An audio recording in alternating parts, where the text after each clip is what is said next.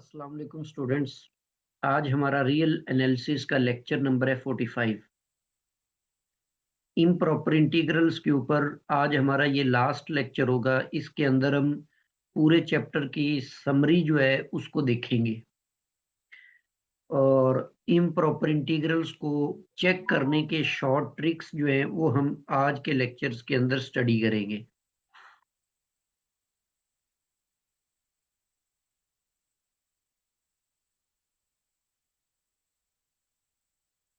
Ji, first of all हमारे पास है G P integral of first kind.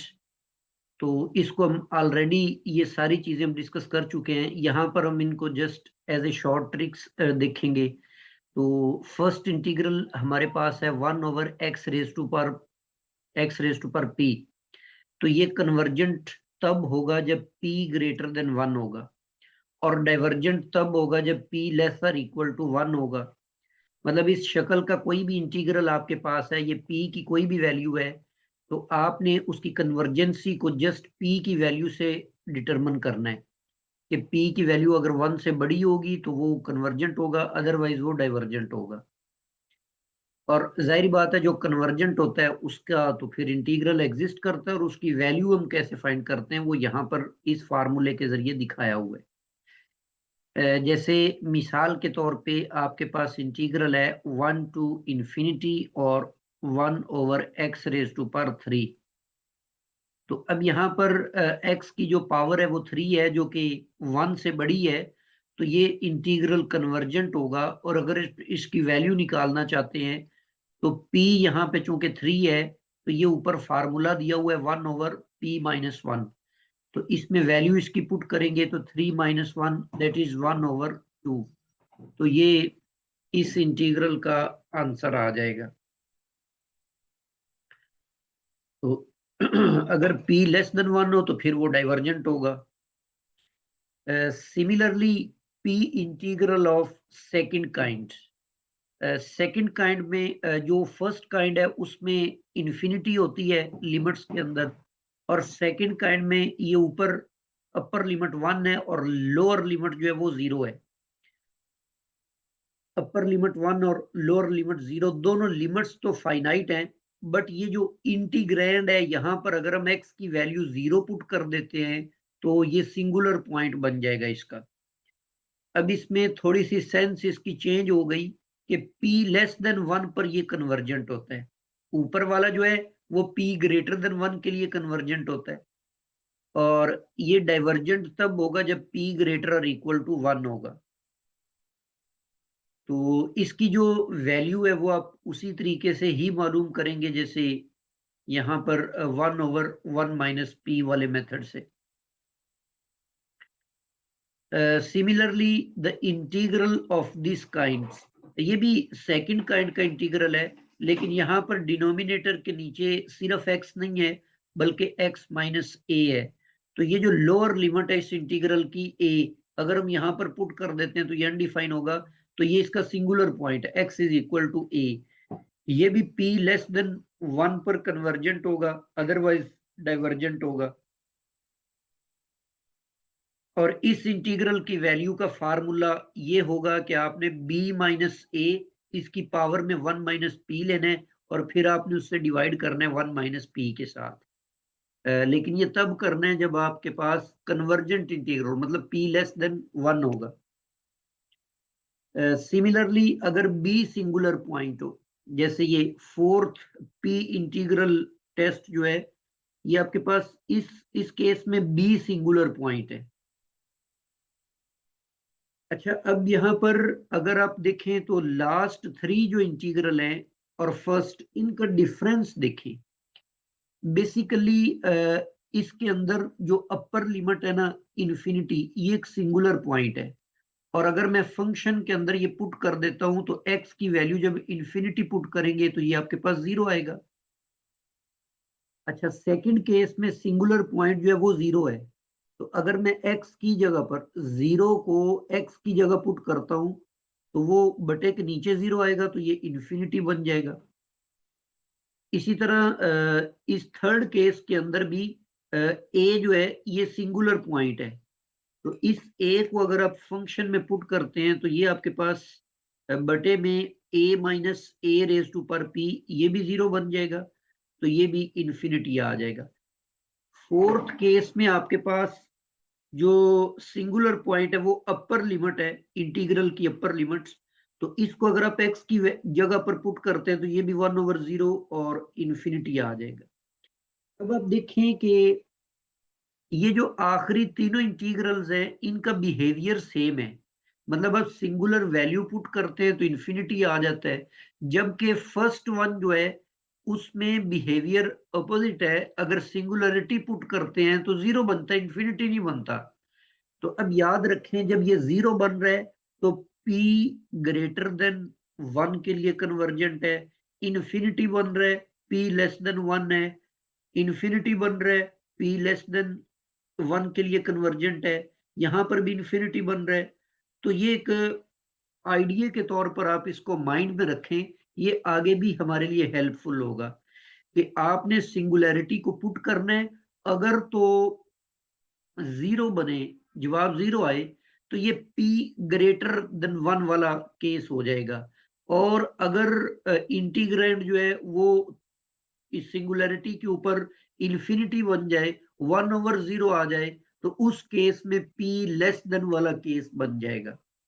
ठीक है, तो ये चीजें आपने माइंड में रखनी है। कुछ एग्जांपल्स इससे रिलेटेड देखते हैं।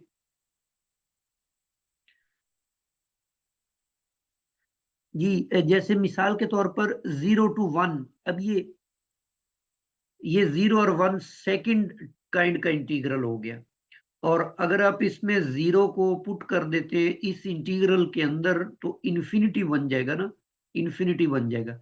इसका मतलब है p लेस देन 1 के लिए ये कन्वर्जेंट होगा, p लेस देन 1 के लिए।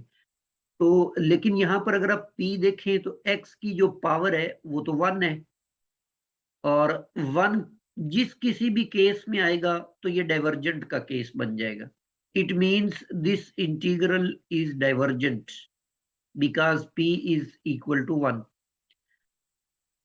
जी, नेक्स्ट आपके पास जो एग्जांपल है ये भी सेकंड काइंड है, बट यहाँ पर p2 है, तो सेकंड काइंड में मतलब जब आप ये 0 इसमें पुट करते हैं तो इन्फिनिटी, मतलब सेकंड काइंड है, तो सेकंड काइंड के अंदर तो p लेस देन 1 होना चाहिए था, जबकि ये p जो है ये ग्रेटर देन 1 है, तो इसका मतलब है कि ये भी डाइवर्जेंट है, ये इंटीग्रल भी डाइवर्जेंट है। थर्ड आपके पास एग्जांपल है 1/x। अब इसमें भी x की पावर 1 आ गई, काइंड तो ये फर्स्ट ही है, लेकिन p जिस किसी में भी 1 आएगा वो हमेशा डाइवर्जेंट ही होगा।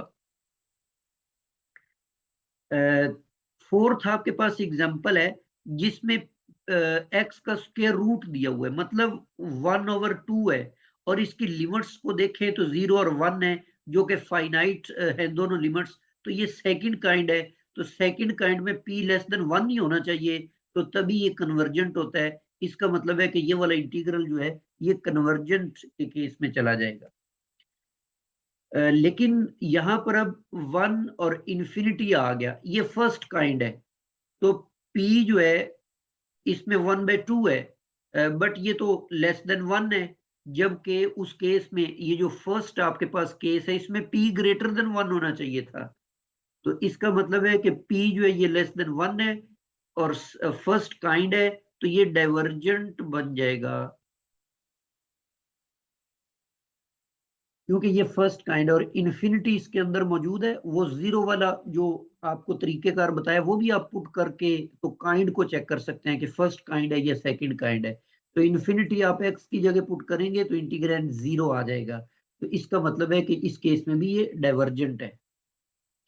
अब आप देखिए एक इंटीग्रल है लेकिन लिमिट बदलने से वो कन्वर्जेंसी और डाइवर्जेंसी उसकी बदल गई। जी, इसी तरह ये आपके पास थर्ड काइंड है, ये काइंड ही थर्ड है, तो थर्ड काइंड में हम करते ये थे कि 0 भी इसमें सिंगुलर पॉइंट है और इन्फिनिटी भी इसमें सिंगुलर पॉइंट है, तो इसको हम दो इंटीग्रल्स में ब्रेक कर देते हैं। लोअर लिमिट आपके पास 0 है, 1 पर हम इसको ब्रेक करते हैं तो अंडर रूट एक्स और डी एक्स आ जाएगा, और दूसरा इसका पोर्शन आएगा 1 टू इंफिनिटी और 1/x और dx। अब देखें तो ये आपके पास जो फर्स्ट वाला है ये सेकंड काइंड है और ये वाला आपके पास फर्स्ट काइंड है। और आपको याद होगा कि ये पीछे ये बात लिखी हुई है कि सेकंड काइंड में p की वैल्यू लेस देन 1 होनी चाहिए और यहाँ पर स्क्वायर रूट है p लेस देन 1 ही है।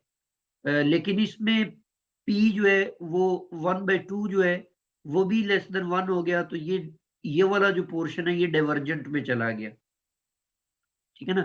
फर्स्ट काइंड में p की वैल्यू ग्रेटर देन 1 होनी चाहिए थी तभी वो, तो इस पोर्शन के डाइवर्जेंट होने की वजह से ये पूरे का पूरा इंटीग्रल जो है ये डाइवर्जेंट के केस में चला गया, ये कन्वर्जेंट नहीं है।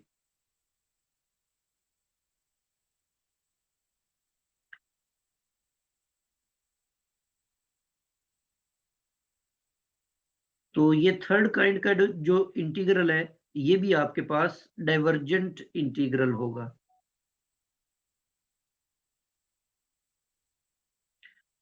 जी, ये भी आपके पास डाइवर्जेंट है।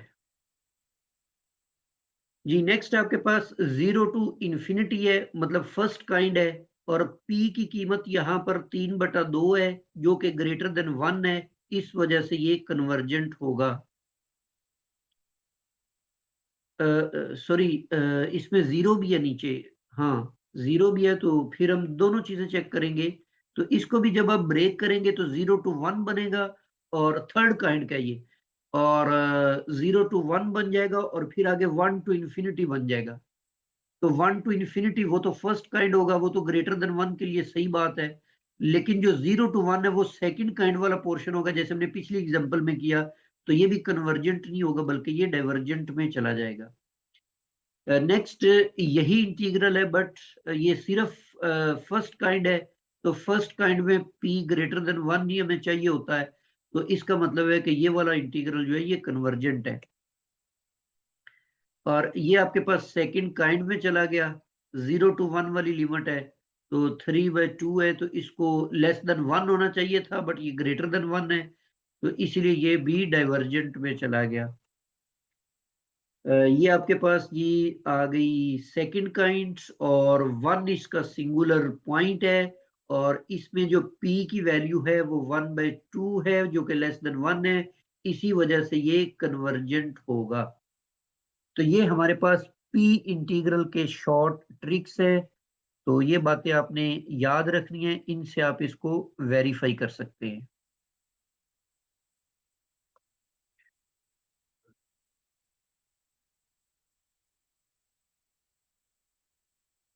जी, नेक्स्ट हमारे पास कुछ ऐसी एग्जांपल्स हैं जिनमें लॉग इन्वॉल्व होता है, जिन इंटीग्रल्स में लोगार्थम इन्वॉल्व होता है। तो उसमें फर्स्ट हमारे पास जो रिजल्ट है, अगर इंटीग्रल यहाँ पर याद रखें कि ये जो a है ये ग्रेटर देन 1 0 है, सॉरी पॉजिटिव है, मतलब लोअर लिमिट कोई भी पॉजिटिव नंबर है, ऊपर इन्फिनिटी है और इंटीग्रैंड में बटे के नीचे x है और log x की पावर p है। ये p वेरी कर सकता है, तो ये वाला इंटीग्रल कन्वर्जेंट होगा जब ये p जो है ये ग्रेटर देन 1 होगा। अच्छा, अब इसमें भी वो चीज आप देख सकते हैं कि a टू इंफिनिटी की हमने बात की हुई है, तो इंटीग्रैंड में अगर इंफिनिटी रखेंगे तो 1/इंफिनिटी जो है वो चूंकि 0 आ रहा है, तो इसलिए यहां पर भी p ग्रेटर देन 1 ही होगा। अच्छा, अब इससे आप सेकंड काइंड का खुद बना लें कि जैसे 0 टू 1 इसमें अगर आ जाता, तो x और log x और p है और यहाँ पर ये dx है। तो अब अगर आप इसकी कन्वर्जेंसी की बात करें, तो अब अगर हम ये 0 पुट करते हैं ना डिनोमिनेटर में तो वो इन्फिनिटी बनता है, मतलब ये सेकंड काइंड है, तो ये p लेस देन 1 के लिए कन्वर्जेंट होगा।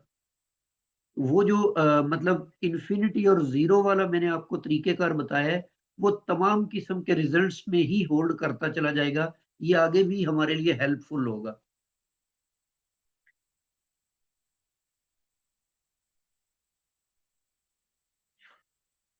जी, तो ये जो लोगार्थम वाला केस है, इसमें p अगर ग्रेटर देन 1 हो तो कन्वर्जेंट होगा, लेस आर इक्वल टू 1 के लिए ये डाइवर्जेंट होगा।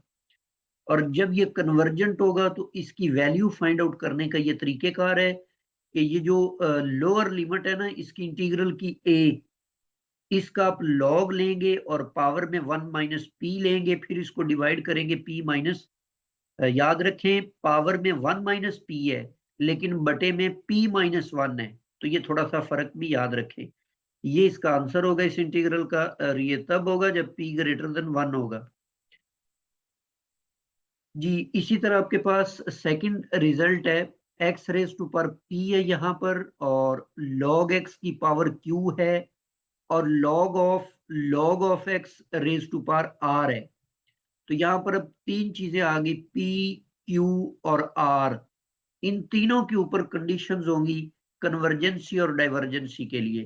जी फर्स्ट ऑफ ऑल हमारे पास जो रिजल्ट है इससे रिलेटेड, इस इंटीग्रल से रिलेटेड, वो ये है कि जो x की पावर है ना p, वो ग्रेटर देन 1 होनी चाहिए, और जो r है वो लेस देन 1 होना चाहिए। r लेस देन 1 हो और p ग्रेटर देन 1 हो, और q के ऊपर कोई शर्त नहीं है, q जैसा मर्जी हो।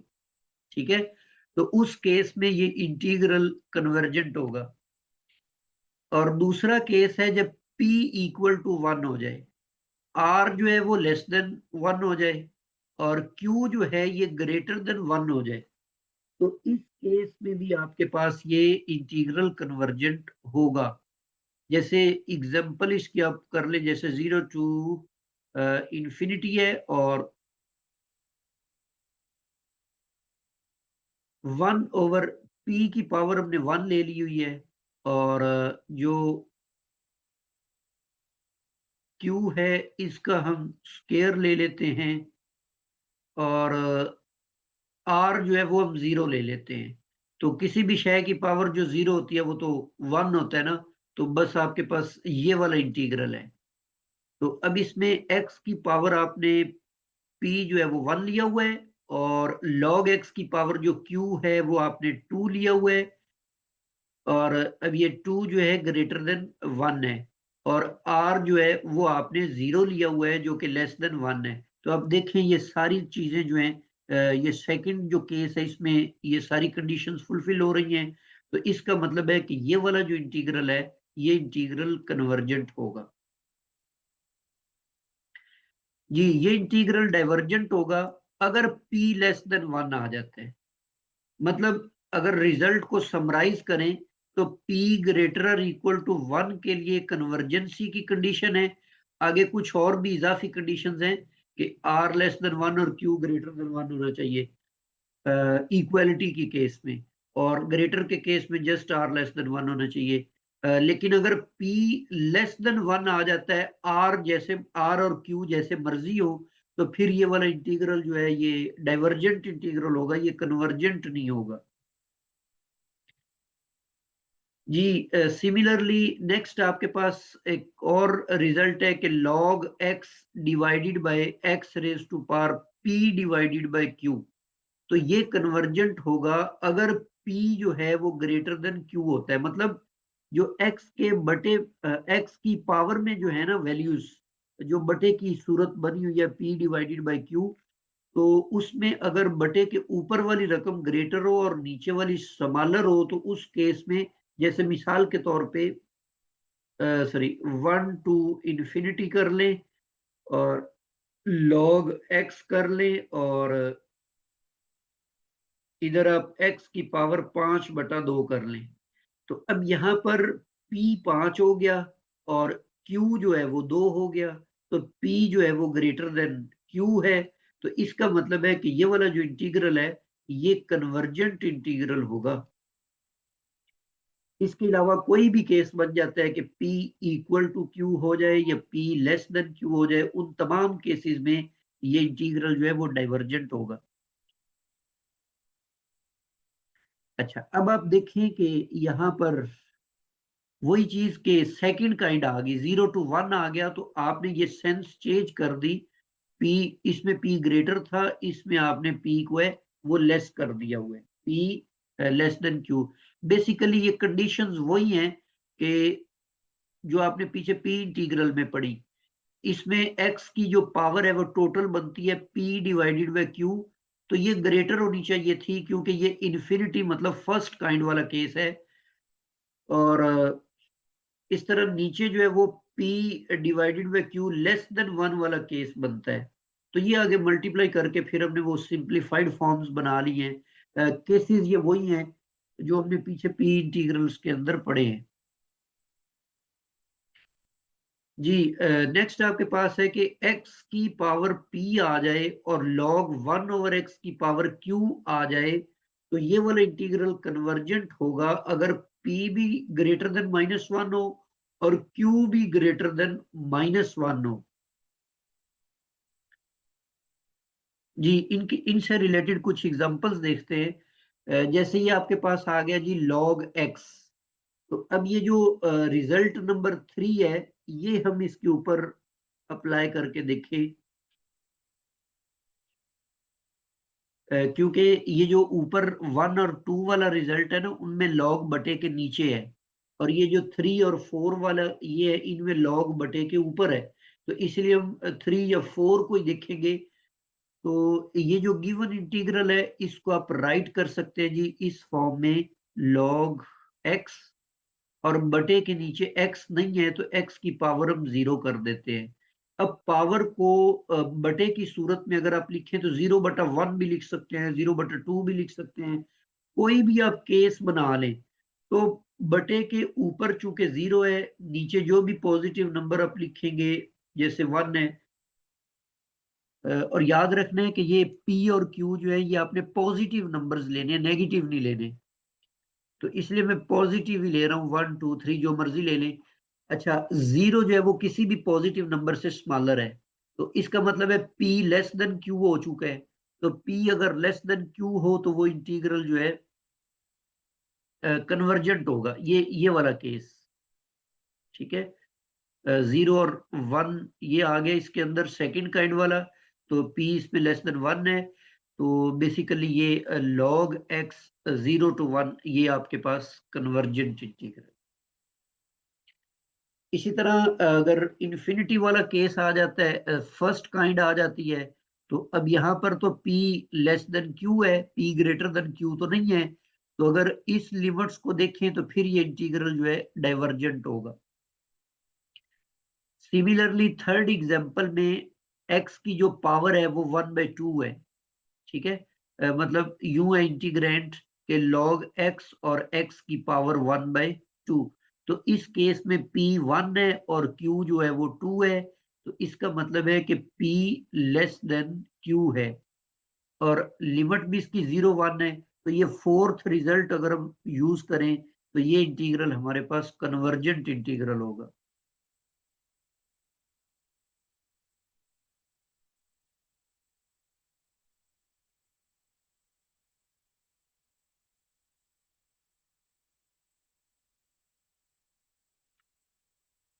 जी नेक्स्ट एग्जांपल है आपके पास, अब इसमें log ऑफ x आ गया, 2 दफा log आ गया है। तो अब हम इसको रिजल्ट नंबर 2 के साथ अगर कंपेयर करें, x की जो पावर है, x की पावर 1 आई हुई है, तो यहाँ पर p बेसिकली 1 है। तो अब हम वेरीफाई करते हैं जी, इसका जो केस नंबर b है, 2 इसका केस नंबर। और log ऑफ x की दो दफा जिसमें log है उसकी पावर r है, तो यहाँ पर उसकी पावर 1 दी हुई है, मतलब r हमारे पास 1 है। और जो सिर्फ log x था सिंगल log, उसकी पावर q है, तो वो यहाँ पर मौजूद नहीं है, तो इसका मतलब है वो 0 है। तो अब आप देखें कि यहाँ पर उसने कहा था जी r लेस देन 1 होनी चाहिए, p अगर इक्वल टू 1 है तो r भी लेस देन 1 हो और q ग्रेटर देन 1 हो। तो यहाँ पर ये दोनों चीजें वायोलेट हो गई हैं, तो इसका मतलब है कि ये इंटीग्रल जो है ये डाइवर्जेंट होगा, ये कन्वर्जेंट नहीं है बल्कि ये डाइवर्जेंट है।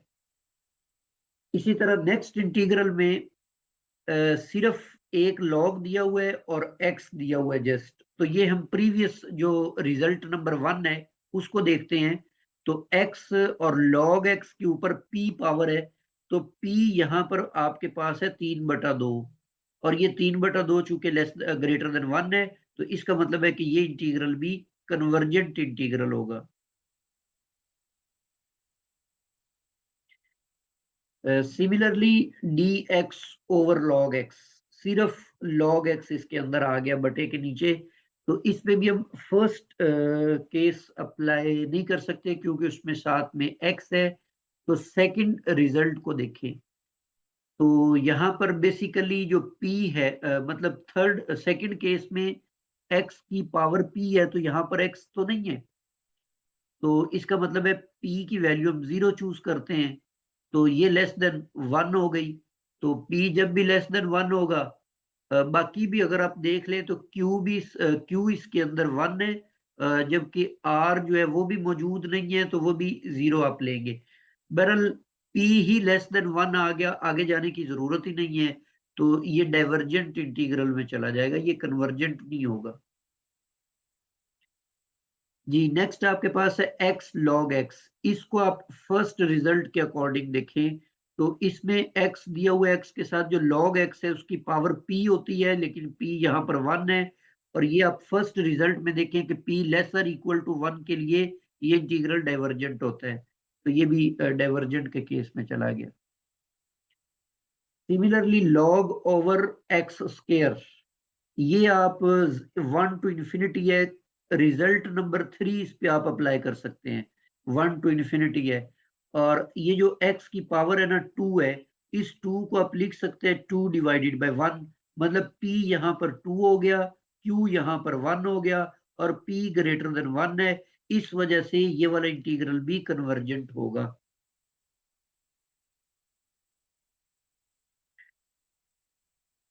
जी सिमिलर रिजल्ट जो है वो आप मतलब फर्स्ट रिजल्ट ही इसके ऊपर अप्लाई कर दें, तो यहाँ पर भी P3 है और 3 ग्रेटर देन 1 होता है, तो ये भी आपके पास कन्वर्जेंट के केस में चला जाएगा।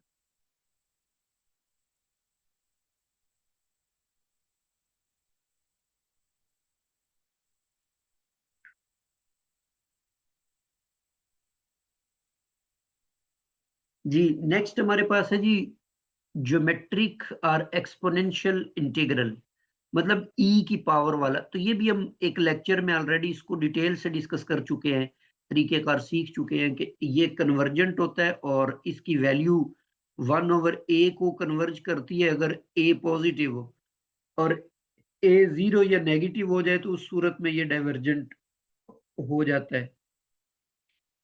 इसी तरह एक्सपोनेंशियल फंक्शन के साथ ये x raise to power alpha -1, तो यहाँ पर ये वाला इंटीग्रल जो है ये गैमा इंटीग्रल कहलाता है, इसको अब ऑलरेडी पढ़ चुके हैं, तो ये अब मैंने एक्सपोनेंशियल फंक्शन के साथ अदर फंक्शंस के कॉम्बिनेशंस लेना स्टार्ट कर दिए हुए हैं, तो e raise to power -x। अच्छा इसकी ना एक एक्सटेंडेड फॉर्म भी है, 0 टू इंफिनिटी, और अगर e की पावर में जो x दिया हुआ है उसके साथ कोई कांस्टेंट आ जाए, -kx जैसे आ जाए, और x की पावर अल्फा -1 dx आ जाए, तो बेसिकली इसमें आप इसको लिखेंगे कि गैमा ऑफ अल्फा, एक तो ये एज इट इज आ जाएगा, और ये k जो है इसको आप सिंपल ट्रांसफॉर्मेशन करके भी सिंप्लीफाई कर सकते हैं, तो ये यहाँ पर बटे के नीचे ये जो k आया हुआ है ना x के साथ, इसकी पावर अल्फा भी नीचे आ जाएगा, इसको आप खुद से राइट डाउन कर लें, ये रिजल्ट मैंने यहाँ पर लिखा हुआ नहीं है, तो ये भी आपने माइंड में रखना है। तो अगर k1 होगा तो फिर बटे के नीचे कुछ भी नहीं आएगा, और ऊपर जस्ट वो गैमा ही आ जाएगा।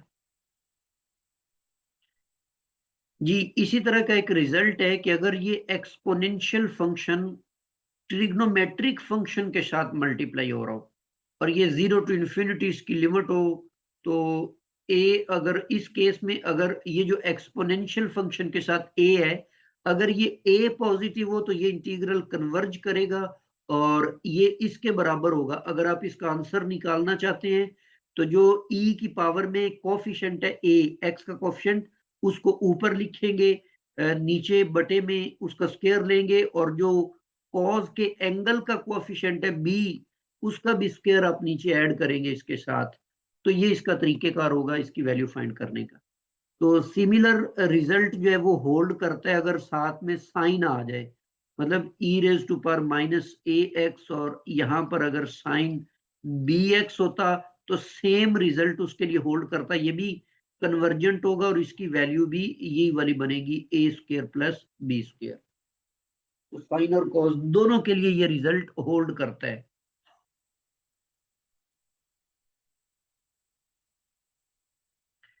जी, इनकी मदद से कुछ रिजल्ट्स देखते हैं, जैसे ये X square E raise to power minus X है, तो बेसिकली अब ये गैमा फंक्शन बन चुका है।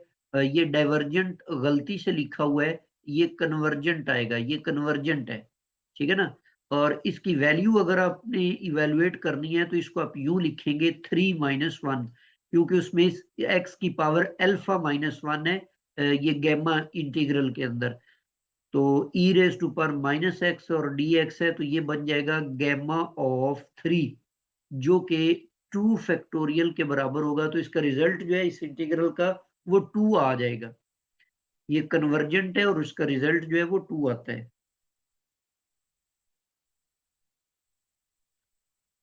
Similarly e raise to power -2x और cos 2x, तो इस शेप के जो इंटीग्रल्स हैं ये हम देख चुके हैं कि ये कन्वर्जेंट है।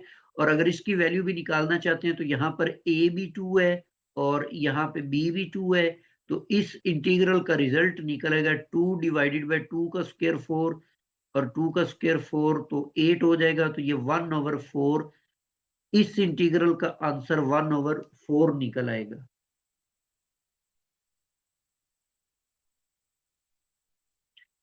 जी, ये भी उसी तरह का इंटीग्रल है, एक्सपोनेंशियल फंक्शन आ गया और साथ में साइन एक्स, बट यहाँ पे a 1 है और b भी 1 है, तो इसीलिए ये इंटीग्रल कन्वर्ज करेगा 1 का स्क्वायर फिर 1 का स्क्वायर, तो ये 1/2 को कन्वर्ज करेगा।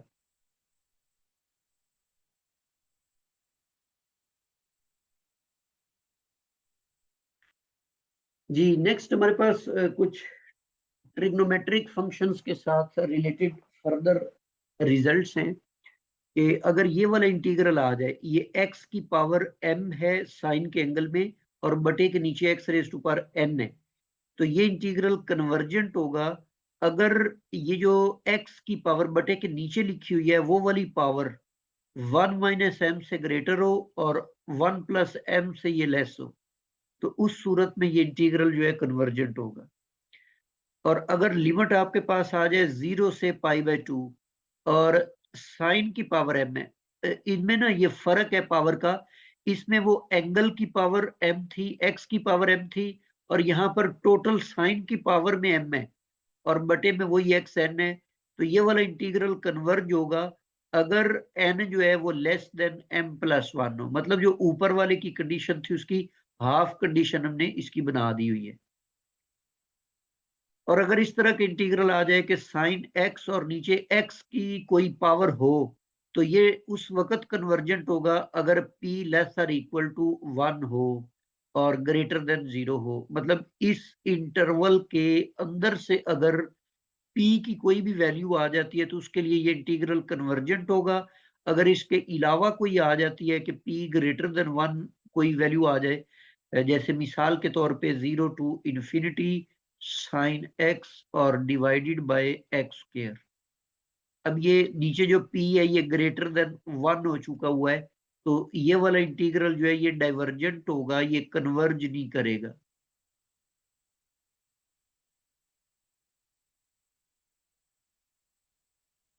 जी, फोर्थ आपके पास रिजल्ट है, अगर e की पावर -ax के साथ ये साइन एक्स ओवर एक्स आ जाए तो ये कन्वर्जेंट होगा अगर ये e की पावर में जो a है ये पॉजिटिव हो।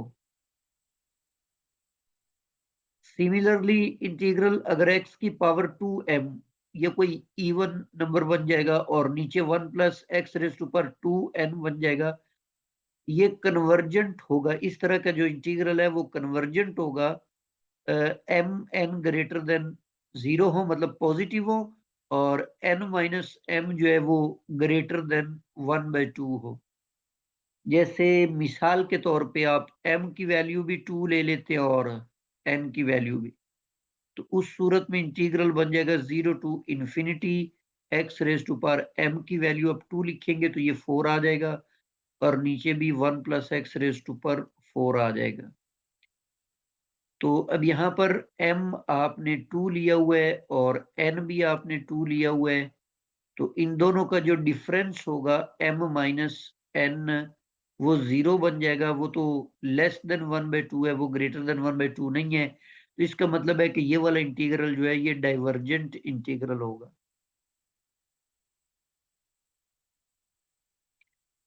जी नेक्स्ट आपके पास है जी result the integral 0 to infinity x raise to पर p minus 1 divided by 1 plus x.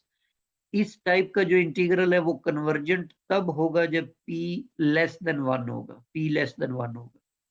जैसे मिसाल के तौर पे 0 टू इंफिनिटी और x raise to power -1/2 divided by 1 plus X है। तो ये जो पावर है अब इसको आप लिख सकते हैं 1/2 - 1, ठीक है। तो मतलब आप इसको यूं लिख सकते हैं पावर को 1/2 - 1। तो अब यहाँ पर ये जो p की कीमत है वो 1/2 आ गई है, तो नीचे तो वही चीज आएगी 1/2 आ गई जो लेस देन 1 है। इसका मतलब है कि ये वाला इंटीग्रल जो है ये कन्वर्जेंट इंटीग्रल होगा। सिमिलरली अगर x की पावर में m है और cos ax है और बटे के नीचे 1 प्लस एक्स एन है, तो ये कन्वर्जेंट होगा। पहली कंडीशन ये है कि n पॉजिटिव हो। दूसरी कंडीशन ये है कि m जो है वो ग्रेटर देन -1 और लेस देन n हो।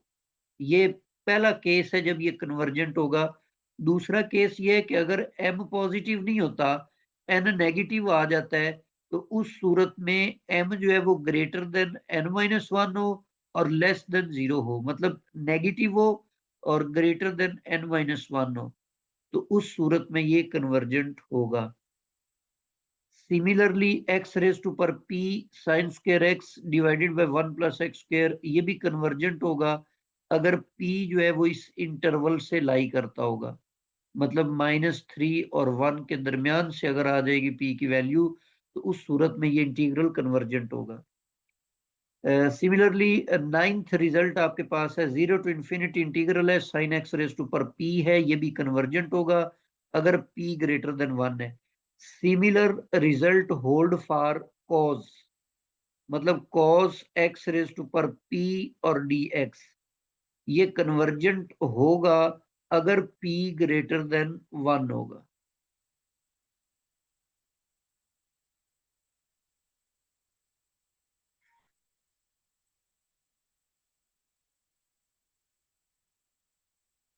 जी जैसे ये आपके पास एग्जांपल है sine x square divided by x square, तो ये इंटीग्रल कन्वर्जेंट है या नहीं है। तो यहाँ पर आप ये फर्स्ट रिजल्ट देखें, प्रीवियस जो आपने रिजल्ट्स लिखे हुए हैं, तो बेसिकली यहाँ पर ऊपर जो रकम लिखी हुई है m वो 2 है और नीचे जो रकम लिखी है वो भी 2 है। तो अब यहाँ पर आप देखें m जो है m आपने ये चीज बनानी है 1